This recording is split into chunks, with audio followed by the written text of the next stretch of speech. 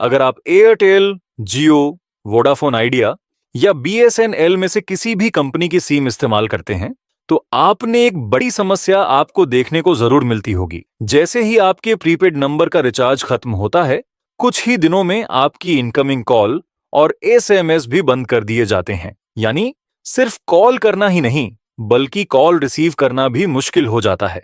ऐसी स्थिति में लोगों के पास एक ही रास्ता बचता है कि चाहे जरूरत हो या नहीं, उन्हें मजबूरी में रिचार्ज करवाना ही पड़ता है।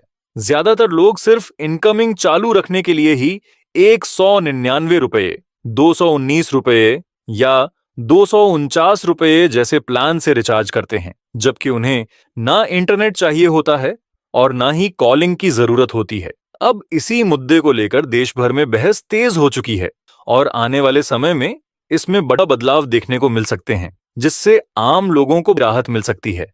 ट्राई यानी telecom regulatory authority of India ने भी साफ कह किया है कि अब इन सिम कंपनियों की मनमानी नहीं चलेगी, क्योंकि आज के समय में भारत में बहुत से लोग एक नहीं बल्कि दो दो सिम कार्ड इस्तेमाल करते हैं। एक सिम का इस्तेमाल वे रोजाना कॉलिंग और इंटरनेट के लिए करते हैं, जबकि दूसरी सिम सिर्फ जरूरी कामों के लिए रखी जाती है, जैसे बैंक ओटीपी, सरकारी योजनाओं की जानकारी या जरूरी कॉल्स रिसीव करने के लिए।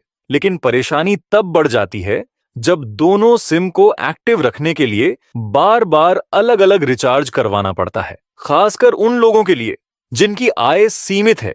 यह एक बड़ा आर्थिक बोझ बन जाता है। सोचिए, जो लोग रोज 300 से 400 रुपये की दिहाड़ी पर काम करते हैं, उनके लिए हर महीने दो दो सिम में रिचार्ज करवाना कितना मुश्किल हो सकता है। जहां ज्यादा कमाई करने वालों के लिए यह खर्च छोटा लग सकता है, वहीं गरीब और मध्यम वर्ग के लोगों के लिए यह काफी भारी पड़ जाता है। यही कारण है कि लंबे समय से यह मांग उठ रही है कि अगर किसी व्यक्ति का रिचार्ज खत्म भी हो जाए, तो कम से कम उसकी इनकमिंग कॉल और एसएमएस बंद नहीं होने चाहिए। अब यह मुद्दा सिर्फ लोगों के बीच ही नहीं रहा, बल्कि इसे संसद में भी उठाया गया है। इसके साथ ही ट्राई ने भी सिम कंपनियों से भी यह सवाल पूछा है कि अगर किसी का रिचार्ज खत्म हो जाता है, तो यह समझ में आता है कि वह आउटगोइंग कॉल नहीं कर पाएगा, लेकिन यह बात समझ से परे है कि वह इनकमिंग कॉल भी क्यों नहीं रिसीव कर सकता।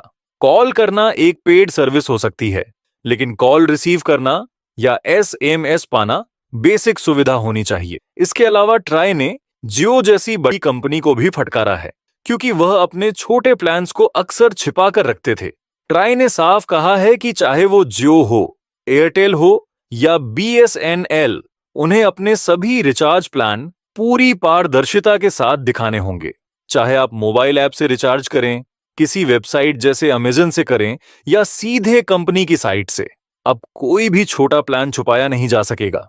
10 रुपए, 20 रुपए, 50 रुपए जैसे छोटे रिचार्ज भी साफ साफ दिखाई देंगे। इसके साथ ही अब कंपनियों को सिर्फ 28 दिन के ही नहीं, बल्कि 30 दिन वाले प्लान भी लाने होंगे। इससे यूजर्स को साल में 13 बार नहीं, बल्कि 12 बार ही रिचार्ज करना पड़ेगा। अब यहाँ एक और बड़ा सवाल उठता है, अगर आपने अपने सिम में लंबे समय तक रिचार्ज नहीं कराया, तो उसके बाद होता क्या है? कई लोगों का मानना है कि सिम तुरंत बंद हो जाता है, लेकिन ऐसा नहीं है। अब मान लीजिए आपके नंबर पर इनकमिंग और आउटगोइंग दोनों बंद हो चुके हैं और आपने 1 से 3 महीने तक कोई रिचार्ज नहीं कराया। ऐसे में लोगों के मन में डर रहता है कि कहीं उनका नंबर किसी और को दे दिया जाएगा या सिम हमेशा के लिए बंद तो नहीं हो जाएगी। तो यहां पर telecom regulatory authority of India यानी ट्राई का नियम काम आता है। ट्राई के अनुसार कोई भी टेलीकॉम कंपनी किसी भी नंबर को 90 दिनों से पहले पूरी तरह से डीएक्टिवेट नहीं कर सकती। इसका मतलब यह है कि 90 दिन तक आपका नंबर सुरक्षित रहता है और उसे किसी दूसरे यूजर को अलॉट नहीं किया जा सकता। हालांकि इनकमिंग और आउटगोइंग कॉल कब बंद करनी है, यह फैसला कंपनियां खुद लेती हैं। हालांकि ट्राई ने यह भी कहा है कि अब कंपनियों को ऐसे प्लान लाने होंगे जिससे एक बार रिचार्ज करने पर आपका सिम लंबे समय तक, यहां तक कि 365 दिन तक एक्टिव रह सके, कम से कम इनकमिंग कॉल के लिए। अभी के समय इनकमिंग कॉल किस कंपनी में कितने दिनों तक है, अगर इसकी बात करें तो हर कंपनी की पॉलिसी थोड़ी अलग होती है। जैसे एयरटेल को इस मामले में थोड़ा सख्त माना जाता है, जहां रिचार्ज खत्म होने के कुछ समय बाद ही इनकमिंग भी बंद कर दी जाती है। वहीं जियो कई बार बाकी कंपनियों की तुलना में ज्यादा समय तक इनकमिंग चालू रखता है, जिससे यूजर्स को थोड़ी राहत मिलती है। लेकिन अगर सबसे ज्यादा राहत की बात करें तो बीएसएनएल इस मामले में अलग नजर आता है। जहां ट्राई ने 90 दिन की सीमा तय की है, वहीं बीएसएनएल अपने ग्राहकों को लगभग 180 दिनों तक का समय दे देता है। यानी अगर आप 6 महीने तक भी रिचार्ज नहीं कराते, तब भी आपका नंबर तुरंत किसी और को नहीं दिया जाता। हालांकि लगभग 3 महीने बाद इनकमिंग कॉल्स बंद हो सकती हैं, लेकिन पूरी तरह से नंबर बंद होना और किसी दूसरे को देना काफी देर बाद होता है। अब बात करें जियो की, तो रिचार्ज खत्म होने के बाद जियो आउटगोइंग कॉल्स तो बंद कर देता है, लेकिन कई मामलों में इनकमिंग तुरंत बंद नहीं करता। कई यूजर्स का अनुभव रहा है कि बिना रिचार्ज के भी कई महीनों बल्कि सालों तक इनकमिंग कॉल्स चालू रहती हैं। हालांकि कंपनी की आधिकारिक पॉलिसी यह कहती है कि अगर 90 दिनों तक रिचार्ज नहीं किया गया तो नंबर को किसी और को दिया जा सकता है। यहां एक काम की बात और समझ लीजिए, अगर आप चाहते हैं कि आपका सेकेंडरी नंबर हमेशा सुरक्षित रहे, तो कम से कम 60 से 70 दिनों के अंदर एक छोटा सा वैलिडिटी रिचार्ज करवा लेना बेहतर रहता है। इससे आपका नंबर एक्टिव भी रहेगा और आपको बार बार बड़े प्लान लेने की जरूरत भी नहीं पड़ेगी। अब ट्राई ने यहां पर कई नियम लागू किए हैं, जैसे अब हर प्लान की पूरी जानकारी दिखाना भी अनिवार्य कर दिया गया है। यानी जब भी आप कोई रिचार्ज प्लान चुनेंगे, तो उसमें आपको साफ साफ बताया जाएगा कि उसमें कितना डेटा मिलेगा, कितनी कॉलिंग होगी, कितने एसएमएस मिलेंगे और कौन कौन सी अतिरिक्त सुविधाएं हैं।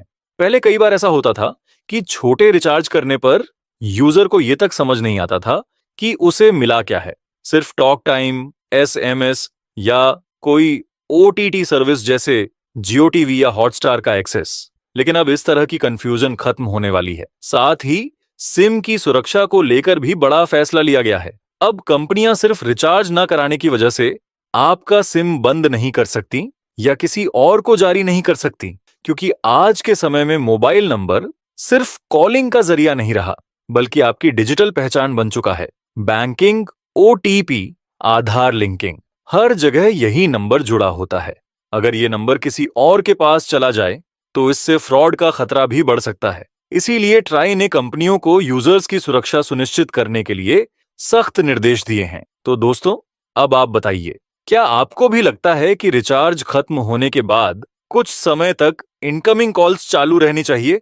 अपनी राय नीचे कमेंट में जरूर लिखें। अगर आपको यह जानकारी काम की लगी हो तो इस वीडियो को ज्यादा से ज्यादा शेयर करें, ताकि और लोगों तक भी यह जरूरी जानकारी पहुंच सके। धन्यवाद।